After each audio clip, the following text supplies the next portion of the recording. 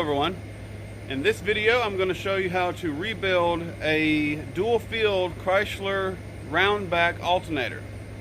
I got this alternator I'm about to show you from a friend that I'm actually going to be putting on my charger, because my charger has a single field and I want the dual field on there because I'm hoping it's going to be better charging. I also have something very interesting that I'm going to show you how to install on my next video. So let's get back to the alternator and let's look at it. Alright, here's the alternator, and we're first going to remove the pulley. Then after we remove the pulley, we're going to go back to my storage building so I can take this apart. But this is a round back dual field, sorry, let me get back in center camera.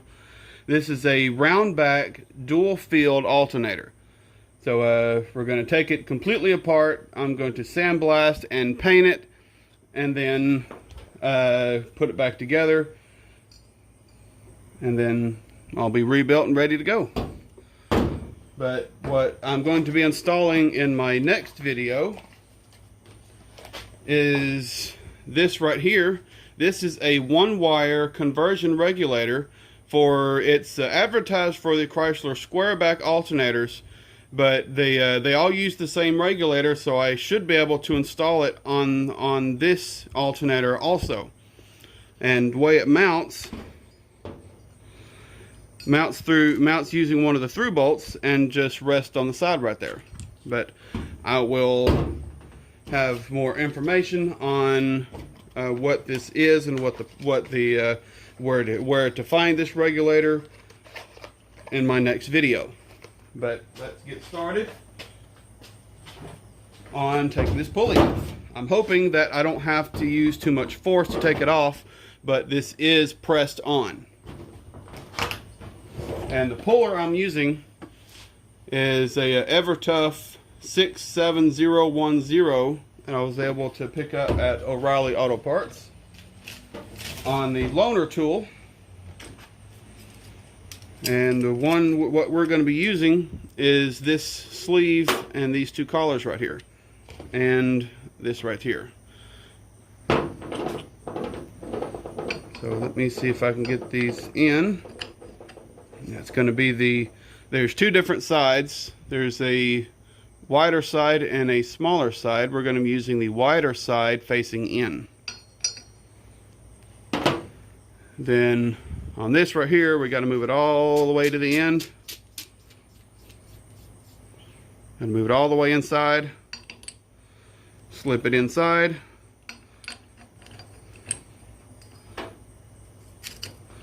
and screw it in, and we're good to go. Now let me see if I can get it.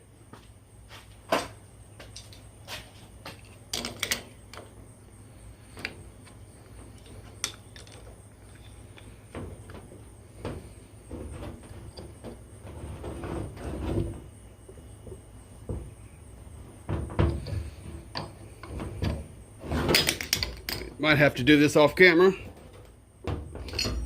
Might actually have to go ahead and get my impact and hope this doesn't break. So let me get my air tools out. All right, got my impact out, and let's see if we can get this.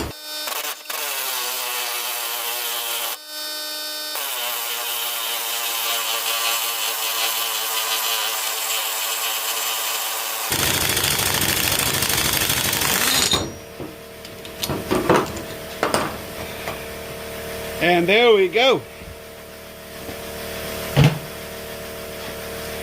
Some of it taking so long was my compressor not fully up to pressure yet. So if I'd waited for it to actually turn off, it probably wouldn't have taken as long. But it's off. And this is an awesome tool that I probably need to invest in.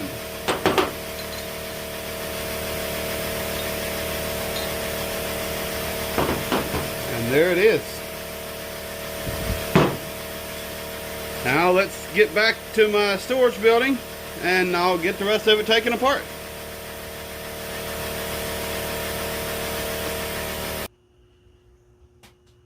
Alright, got the alternator back here on my bench. We're going to start off by taking out the brushes, which are on this screw and this screw.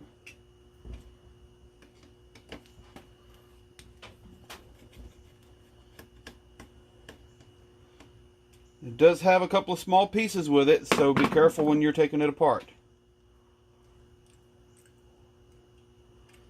And the brush lifts up and pulls out. I'm going to have to push the white piece back in a little bit, but there it is.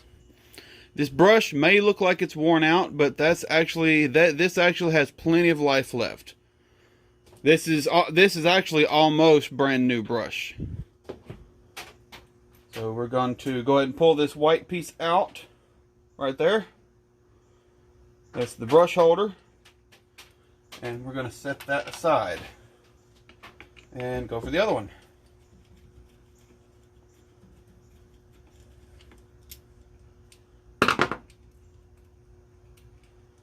Once again, be careful when you're taking it out.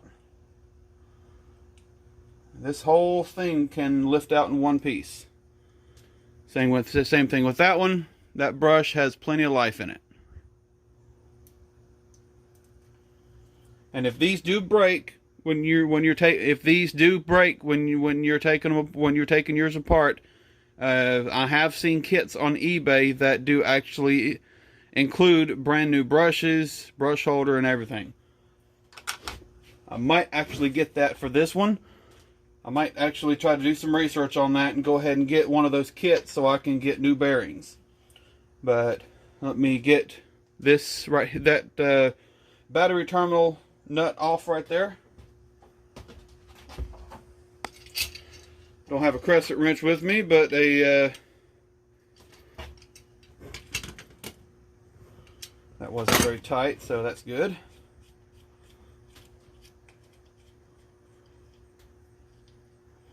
And underneath this nut, you have a metal washer and an insulator. You need this insulator. This insulator makes the alternator. Without this insulator, the alternator will not work, and you will have power going directly to ground, which is not good. So you need this insulator, so do not lose it. Alright, that's everything on the back side, and this right here is actually the rectifier. Now we're going to turn the alternator back over and loosen up the three through bolts right here. Now when you're taking your alternator apart, this one's not that hard because it has two mounting ears, one here and one here. If you're not comfortable taking yours apart or afraid that you won't be able to put it back together properly, I would put a dimple with a punch or with something, yeah, with a tipped punch, and make a mark like anywhere on the housing, anywhere you want, like right there and right there. That way you know the housings go together with those marks lined up. But with the mounting holes like this, it makes it very easy. Let me get my, should be 5/16.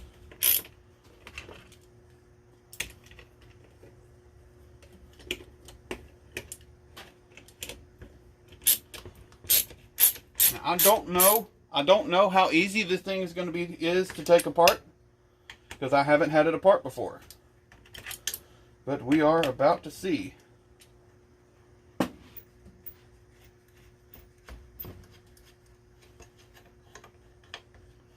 These through bolts have a lock nut on them, so when you're taking it off, do not lose those lock nuts. I'm not sure what this tag is on here. I might honestly take it off if it doesn't have anything on it. I know this is a rebuilt alternator, or has been rebuilt at some point, so that could be something left from the rebuilder. Now, I don't see any marks or labels or anything on it, so I am going to throw that away because I do not need it. But here's your 3 through bolts right there.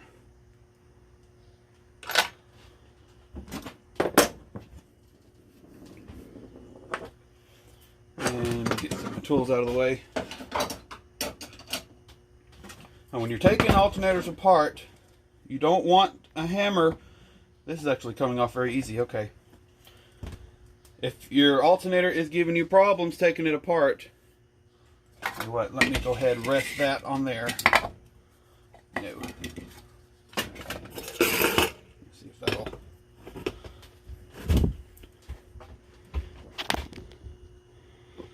Raise my camera up a little bit more.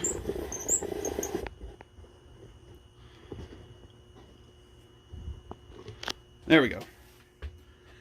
When you're taking your alternator apart, you want to be very careful and very easy with it. You don't want to make a lot of fast movements, fast and rough movements with it. And when you're taking the back housing off like this first, you want to grab the stator right here and lift up. And we're going to move it, pull everything with it. And there it is. And this right here is the positive side of the rectifier because it is insulated. And the negative part of the rectifier is actually made into the case. Made into the case right here. And that doesn't really look that bad.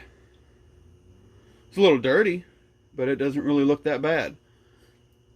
This will be cleaned up very well before I reassemble. It looks burned, but I believe this is just dirt and grease and stuff on it, so I will get this cleaned up very well.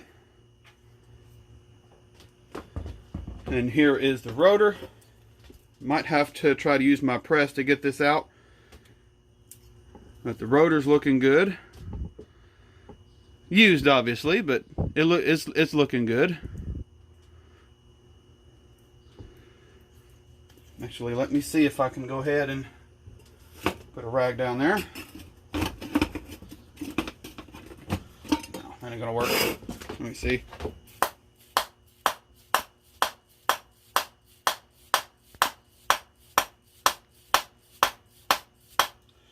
What I'm using is a dead blow hammer so I don't damage the shaft right here.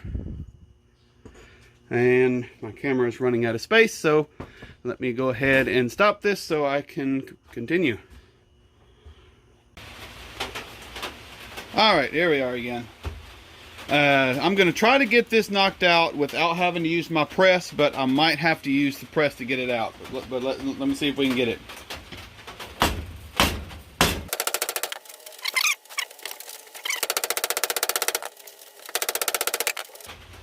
Okay, that is not cooperating. I'm gonna have to see if I can use my press to get this out, because I do need to, if this bearing still feels like it's good, but I want to see if I can repack it with some grease so I can save it. But let me see if I can get this out, and I will be right back. Alright, I got the rotor out of the housing. This metal clip that holds the bearing in was not strong enough to hold the force of the press, so the bearing is still on here, but that bearing looks brand new and feels very smooth. Yeah, that bearing is very smooth, so I'm going to just clean up all around this thing with this still on here and repaint it black. And I'll get a Scotch-Brite, a Scotch-Brite or something, or some steel wool to clean up the slip ring surface right here. This is what the brush is actually right on. Get that cleaned up really good. And so the rotor will be ready after that. So let's set that aside. And this is ready for sandblasting. I'm going to sandblast it and paint it. But there's that. That's ready for the next step. And for this housing, for this back housing, I'm going to have to desolder the stator connections that go down to here. I believe that's one single lead. Yeah, it's a single lead going all the way from the negative diode right here all the way back up to the stator. So I'm gonna have to desolder right here, pull it out right there, and pull it through, and same thing on this side and right here. Yeah, right here. And then that'll be ready. Then I'll have the stator out, and the housing will be ready, and I'll just pack the bearing here with some tissue or something, or put some tape over it so the sandblasting grit does not get in there. But this is looking good. Let me get my soldering iron set up, and I will be ready to do this. And before I do that, I'm going to take a picture with exactly how this is actually set up. I know I got it on video, but I'm going to get a closer up picture for my own records so I can see exactly how it's set up. And once I get the stator out, the housing will be ready, and I'll be able to clean up the stator, then get it all cleaned up, get any dirt and crud off of it so it's all clean, and we can go from there. So I will see you in a little bit.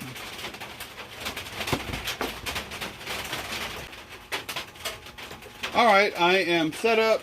I got my soldering iron, and I have an air blower that I'm going to use. I'm going to heat up the solder and then use the air blower to actually blow off the melted solder so I don't have to deal with it. And when I get the stator out, I will clean all that residue out. So let me see.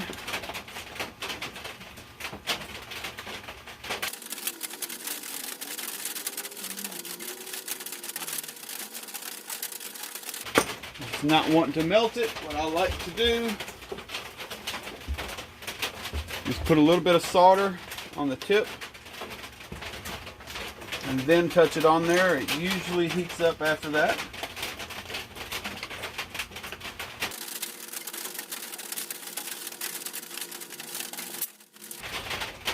It's not doing very much.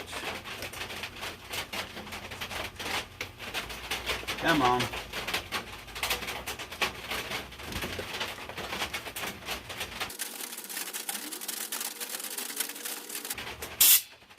There we go. There's one. The lead should just pull right out.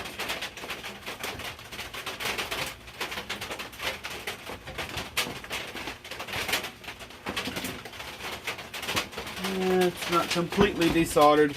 This will take some time, but you're seeing how I'm doing it. So let me finish getting all this out, and I will see you in a second. Alright, here it is after I've got it desoldered, and I was able to just desolder the leads right here that go to the negative side of the rectifier, which would be the case. But I desoldered right 3 points right here, here, and here, and the stator and positive side of the rectifier lift out in an assembly, and there is some insulators right here that you have to be careful with not to lose. I'm going to go ahead and take these off and set those and set. I'll go and take these off and set these aside for when I'm putting it back together. And since I don't have to mess with the positive side of the rectifier, I'm not going to desolder, but I will be cleaning. I think this is a noise suppressor, I believe. I'm not positive, but I believe this is a noise suppressor.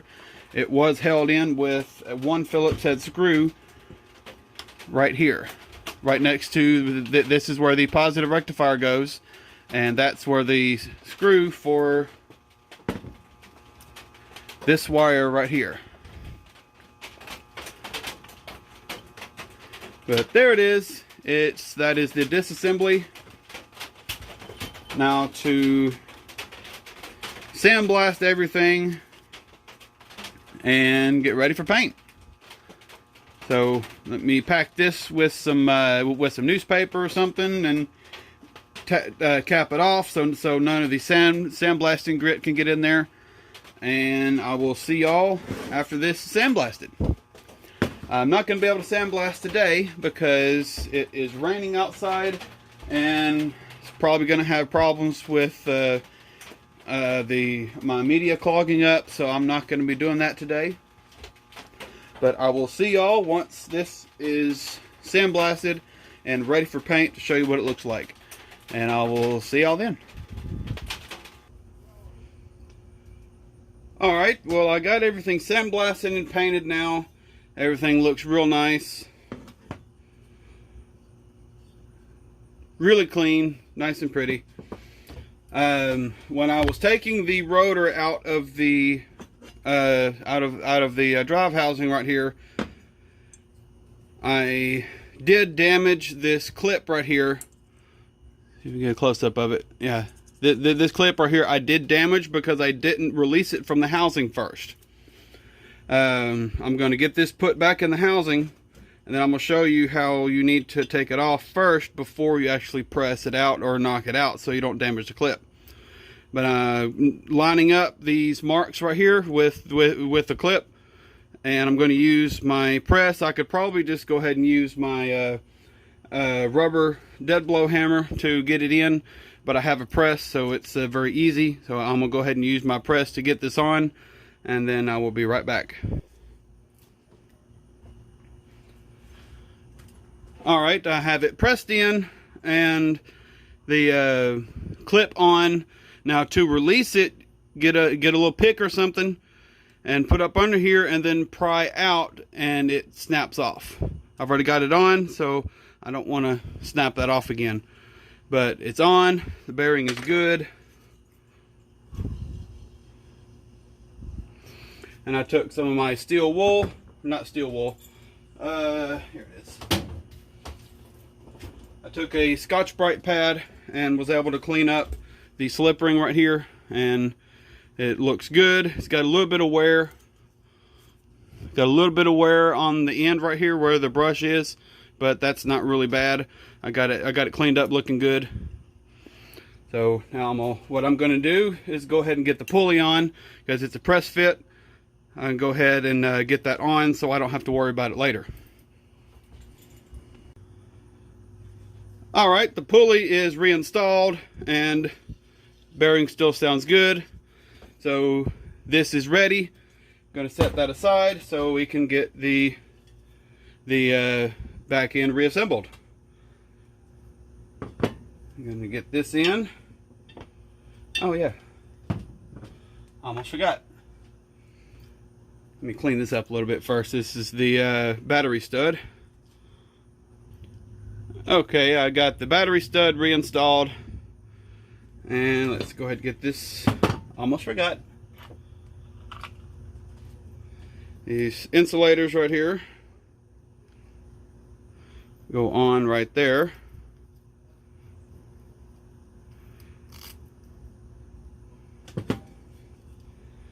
And then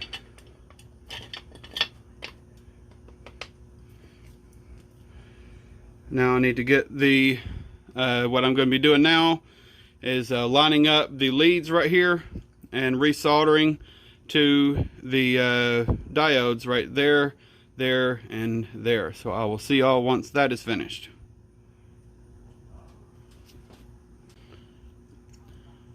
Alright, everything is resoldered, and I got the bearing back here packed with grease, packed with some new grease. I just went with some of this Lucas Red and Tacky.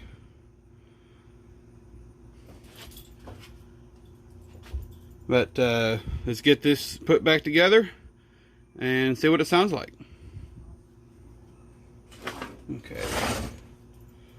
Just got to line up the mounting holes.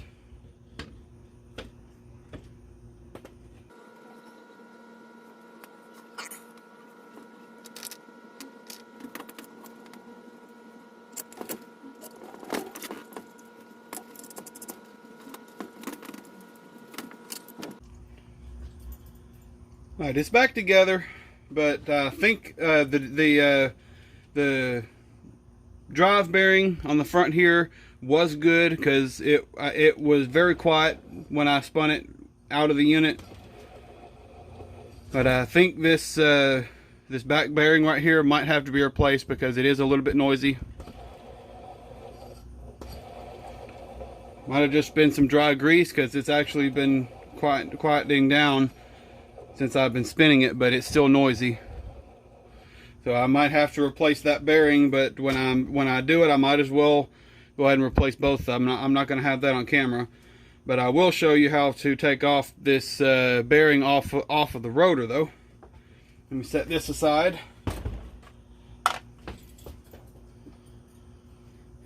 This is a rotor out of another unit I had, which is a single field, but the rotor is basically the same.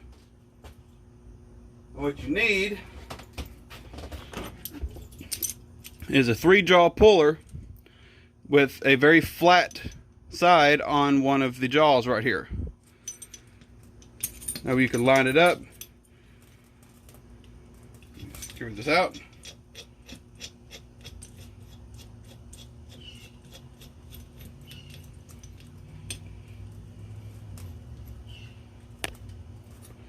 There, and that is on there tight, and bearing actually comes off very easy.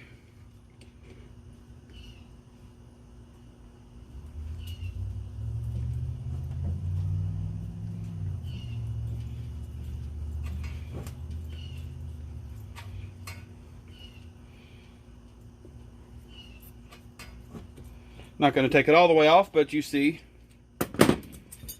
that comes off very easy when you have the right tools.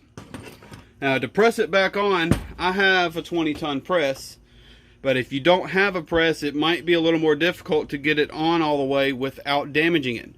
I would recommend, if you're going to rebuild your own alternator, or if you wanted to take it apart and clean it, which is really what I'm doing, I would recommend having some kind of press. You don't need a massive 20-ton press like I do.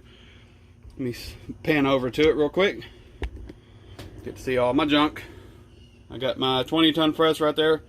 There's the dash I'm working on for the truck. But you don't have to have a massive 20-ton press. Just an arbor press or a smaller press would work.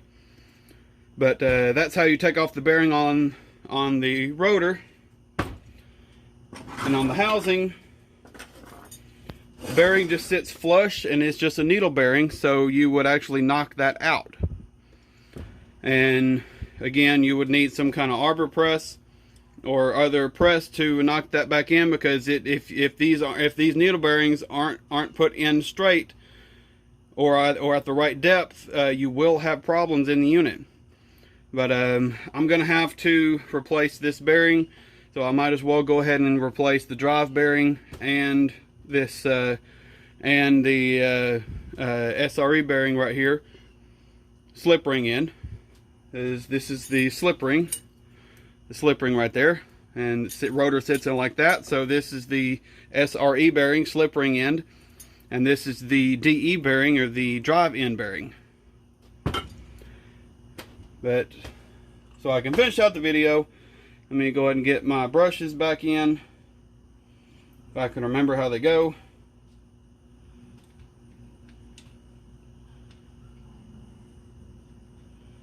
Oh yeah, there we go.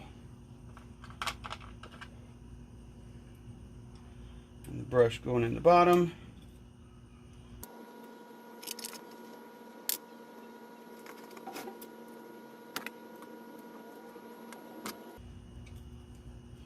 There's one brush, and the other one.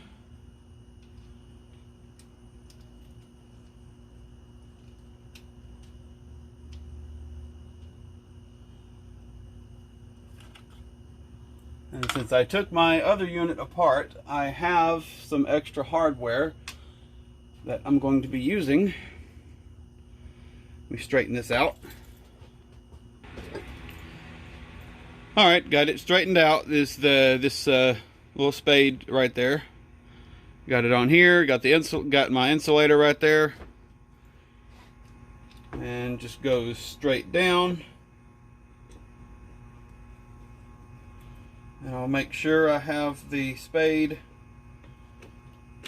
facing out. And there we go. unit. Alternator taken apart, sandblasted, painted, and essentially ready to go. I do still have to take it apart before I'm finished with it. I will be putting it on my charger to make sure that it does actually work. I'm pretty sure it's going to work, but I got everything on here, and there it is. I'm going to be replacing these bearings off camera, because it's really not that. It's you've seen the video. That one might be a little bit tricky, mostly to try to get it the same level. It's just a hair down from flush right there. So when I'm putting this back together, when I'm replacing that bearing, I will be doing that. But that's actually not sounding. It's not sounding too bad. I'm gonna see how it sounds in my charger. It's not actually bad. The bearing might have been dry. But yep, there it is. Alternator completely disassembled, repainted, and reassembled. If you liked the video, like, comment, and subscribe, and I will see you in the next one.